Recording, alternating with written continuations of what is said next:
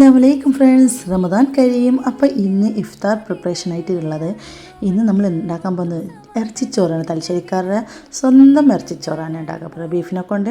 അപ്പോൾ ആദ്യം തന്നെ അതിന് വേണ്ടിയിട്ടുള്ള മസാല ഒക്കെ റെഡിയാക്കാൻ പോകുന്നത്. അപ്പോൾ നമുക്ക് ഇന്ന് ബീഫ് കിട്ടിയിട്ടുള്ളത് ഇങ്ങനെ നല്ല ബീഫാണ്.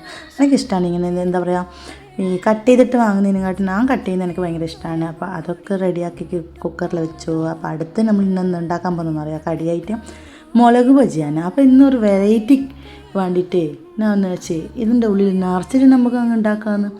അങ്ങനെയാണ് അതിനുള്ളത് ചിക്കനാണ്. ചിക്കനോ ഉള്ളിയൊക്കെ അങ്ങനെ വാട്ടിയിട്ട് അതിൻ്റെ അങ്ങനെ ഒരു മസാല ആയിട്ട് ആക്കിയിട്ടാണ് ഉള്ളത്. അപ്പോൾ ഇത് നമ്മൾ അടുത്ത കടിയാണ് ഉന്നക്കായ്.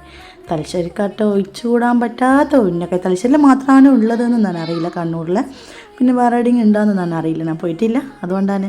അങ്ങനെ നമ്മൾ ഉന്നക്കായ് അങ്ങനെ റെഡിയായി. അപ്പോൾ ഇറച്ചിച്ചോറിനുള്ള മസാല ഒക്കെ റെഡിയായി വന്നു. അങ്ങനെ അതൊക്കെ റെഡിയാക്കി വെക്കുന്നു, ടേബിൾ കൊണ്ട് വെക്കണമല്ലോ. അപ്പോൾ അടുത്ത് നമ്മൾ ഇറച്ചിച്ചോറിനുള്ള മസാല ഒക്കെ റെഡിയായി. അങ്ങനെ അത് ചോറ് വെക്കാനുള്ള വെള്ളമൊക്കെ റെഡിയാക്കി. അടുത്ത് നമ്മൾ പൊരിക്കാൻ പോകുന്നത് മുളക് ബജിയാണ്. നല്ലോണം പൊരിഞ്ഞെടുക്കണ്ടേ. അപ്പോൾ അതിനെ അങ്ങ് അടുപ്പത്തിട്ടു. അപ്പോൾ ഭയങ്കര എരിവാണ്.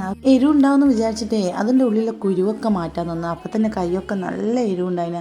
അങ്ങനെ വെള്ളം തെളിച്ച സമയത്ത് അരി അങ്ങ് ഇട്ടു. അപ്പോൾ ഇറച്ചിച്ചോറിൻ്റെ റെസിപ്പി വേറെ തന്നെ വേണ്ട ആൾക്കാർ കമൻറ്റ് ഇങ്ങനെ. അങ്ങനെ നമ്മൾ ഫ്രൂട്ട്സ് ആയിട്ട് ഇന്ന് കർമൂസയാണ് ഉള്ളത്. എല്ലാ ദിവസവും കർമൂസ ഉണ്ടാവും ഗൈസ്, എന്താണെന്ന് വെച്ചാൽ അറിയില്ല കേട്ടോ.